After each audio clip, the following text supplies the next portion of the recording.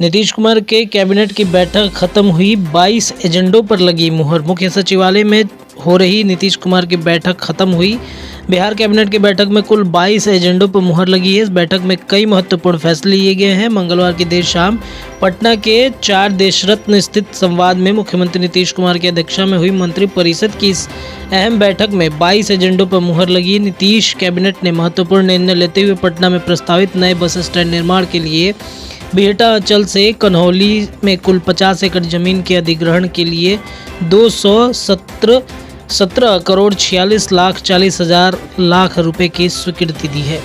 Bihar cabinet की बैठक में 22 एजेंडों पर मुहर लगी। पेट्रोल और डीजल के वैट की कटौती की स्वीकृति की गई। पेट्रोल पर वैट की दर घटाकर 23.58% किया गया, तो वहीं डीजल पर वैट की दर घटाकर 16.37% किया गया। 750 एम्बुलेंस खरीदने के प्रस्ताव को भी स्वीकृति दी गई।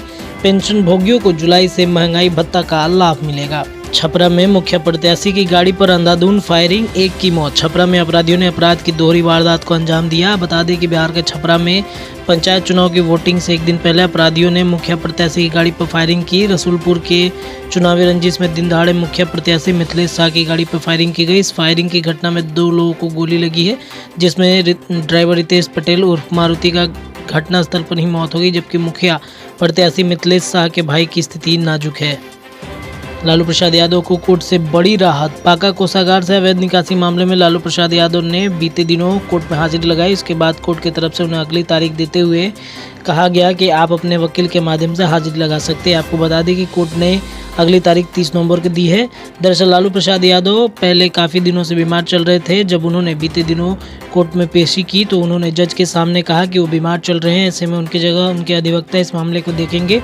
इस पर कोर्ट की तरफ से अनुमति दे दी गई। अब लालू की गैर मौजूदगी में उनके अधिवक्ता उनके केस को देखरेख करेंगे। पंचायत चुनाव का आज 8वां चरण। भोजपुर में 8वें चरण के मतदान में मतदाताओं की लगी है लंबी कतार। कड़ी सुरक्षा में चल रहा है मतदान।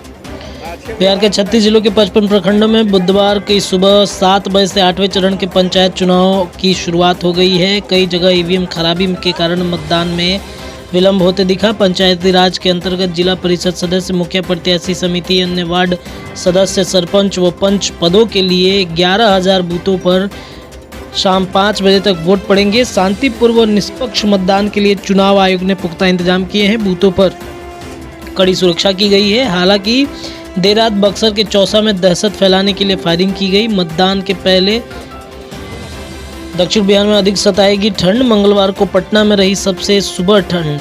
बिहार में पछुआ हवा का प्रभाव निरंतर जारी है। प्रदेश का मौसम शुष्क बने रहने के साथ न्यूनतम तापमान में 1 से 2 डिग्री गिरावट के आसार है। उत्तर बिहार में न्यूनतम तापमान 14 से 16 डिग्री और दक्षिण बिहार में 12 से 14 डिग्री सेल्सियस के बीच रहने का पूर्वानुमान है। सुबह के समय घने कोहरे छाए रहे हैं। हालांकि धूप निकलने के बाद मौसम सामान्य हो रहा है।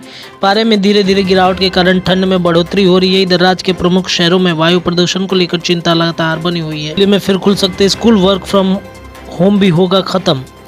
पिछले 4 दिनों से चल रही हवाओं ने दिल्ली एनसीआर के वायु प्रदूषण में थोड़ी राहत दी है। 15 किलोमीटर से अधिक रफ्तार से चली हवाओं के कारण दिल्ली के साथ इससे सटे कुछ शहरों में वायु गुणवत्ता सूचकांक 300 के नीचे आ गया है। हालांकि राजधानी दिल्ली और एनसीआर में बुधवार को भी वायु गुणवत्ता खराब श्रेणी में ही है।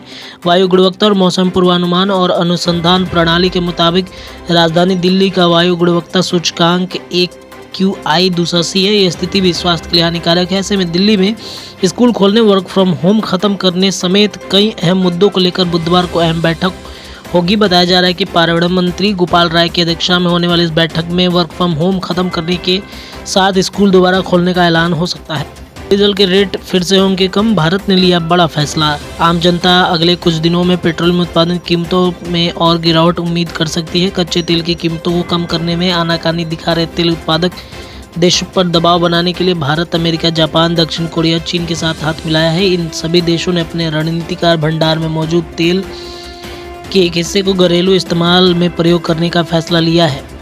शाहिद कपूर की फिल्म जर्सी का ट्रेलर रिलीज हुआ। शाहिद कपूर की फिल्म जर्सी का ट्रेलर रिलीज हो गया है। जर्सी फिल्म के जरिए 2 साल बाद शाहिद कपूर बॉलीवुड में वापसी कर रहे हैं। जर्सी 31 दिसंबर 2021 को रिलीज होगी। ट्रेलर में शाहिद कपूर का कबीर सिंह वाला गुस्सा, प्यार पैशन साफ नजर आ रहा है। हालांकि इस बार वो अपने प्यार के लिए नहीं बल्कि बेटे की खुशी के लिए संघर्ष करते हुए नजर आएंगे। फिल्म में पहली बार मृणाल ठाकुर के साथ जोड़ी बनने जा रही है। मृणाल शाहिद कपूर की पत्नी के रोल में नजर आएंगी, वहीं पंकज कपूर क्रिकेट कोच के रोल में नजर आ रहे हैं।